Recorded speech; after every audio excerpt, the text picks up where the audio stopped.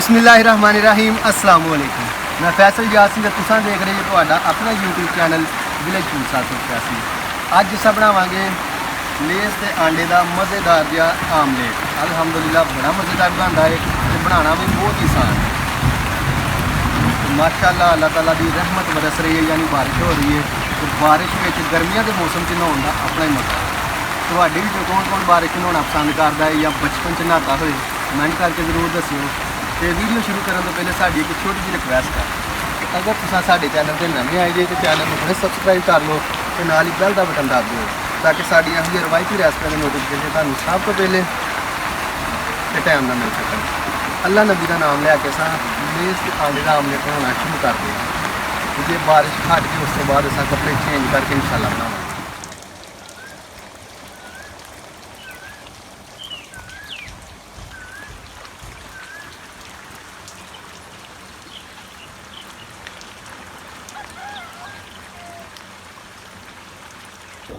अल्हम्दुलिल्लाह मेरे बहुत ही प्यारे दोस्त ने भाई नवीद, एक शाहीन जवेद ने, तो वो बहुत ही खूबसूरत कमेंट करते हैं। जिथे भी इस टाइम मेरी वीडियो देखते हैं उन्होंने मेरा सलाम।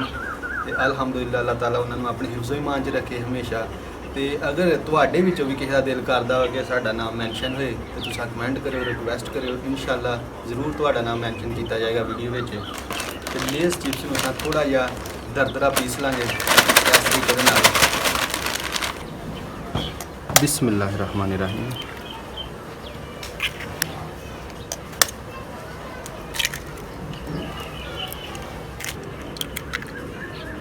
अंडियां नूं अच्छी तरह फेंट लांगे। बिस्मिल्लाहिर्रहमानिर्रहीम। अल्हम्दुलिल्लाह अंडे फेंट लेने असां।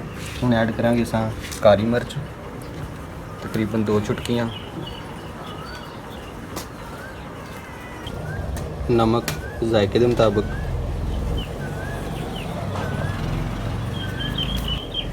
इनू भी अच्छी तरह मिक्स कर लेंगे। अल्हम्दुलिल्लाह अग बल गई, फ्राई पैन चाड़ लेंगे चूल्हे पर। बिस्मिल्लाहिर्रहमानिर्रहीम। फ्राई पैन ऐड करांगे कुकिंग ऑयल।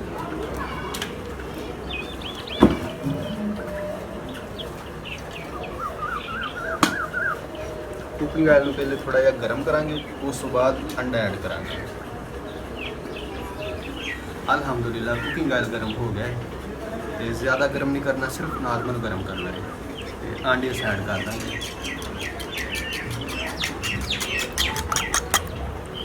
बिस्मिल्लाह।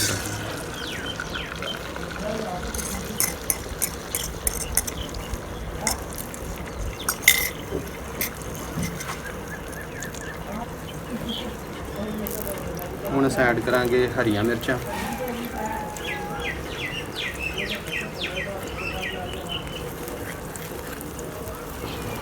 नाल ही ऐड कर देंगे लेस चिप्स।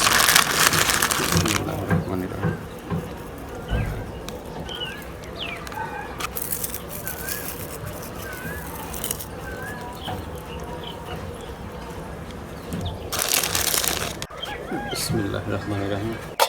हुण असां ढक के तकरीबन 1 तो 2 मिनट फ्राई करांगे, उस तो बाद साइड चेंज करांगे। तो उम्मीद करदा तुहानूं अज दी साडी रेसिपी बड़ी पसंद आउंदी होएगी। अगर पसंद आए तो लाइक करियो, तो दिल खोल के शेयर करियो अपने दोस्तां नाल ते फैमिली मैंबर दे नाल। ते जिहड़े दोस्त साडे चैनल ते नवे आए ने वो साडे चैनल नूं हुणे सबसक्राइब कर लैण ते नाल ही बैल दा बटन लाजमी दबियो, ताकि साडीआं इहो जिहियां रवायती रेसिपियां दी नोटिफिकेशन तुहानूं सब तो पहले ते टाइम नाल मिल सके। अल्हम्दुलिल्लाह एक साइड फ्राई हो गई है, एक साइड चेंज कर देंगे। बिस्मिल्लाह। बिस्मिल्लाहिर्रहमानिर्रहीम।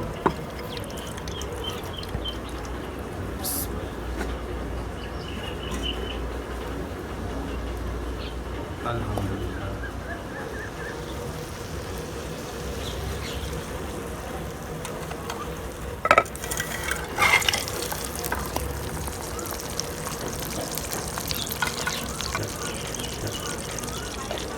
इसी तरह असां तकरीबन 1 तो 2 मिनट दूसरी साइड फ्राई करांगे अच्छी तरह, तो मट्ठे सेक के। बिस्मिल्लाहिर्रहमानिर्रहीम। अल्हम्दुलिल्लाह।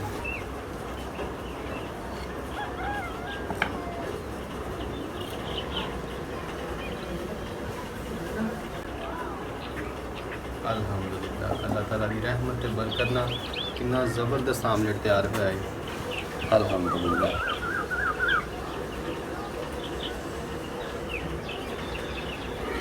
बिस्मिल्लाह।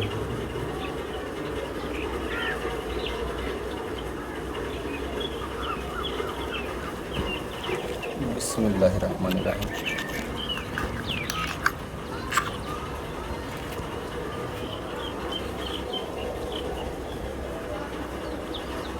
बड़ा मज़ेदार आमलेट बनया अल्हम्दुलिल्लाह। ਤੇ ਸਾਡੀ ਕੋਸ਼ਿਸ਼ ਇਹ ਹੁੰਦੀ ਆ ਕਿ ਚੀਜ਼ ਕੋਈ ਵੀ ਹੋਏ ਉਹਨੂੰ ਰਵਾਇਤੀ ਅੰਦਾਜ਼ 'ਚ ਪਕਾਇਆ ਜਾਏ। ਉਹ ਕਿਉਂ? ਉਹ ਇਸ ਵਾਸਤੇ ਕਿ ਰਵਾਇਤੀ ਅੰਦਾਜ਼ ਨਾਲ ਸ਼ਾਇਦ ਜਿਹੜੀ ਪੱਕੀ ਉਹਦਾ ਜ਼ਾਇਕਾ ਇੱਕ ਆਪਣਾ ਹੀ ਹੁੰਦਾ।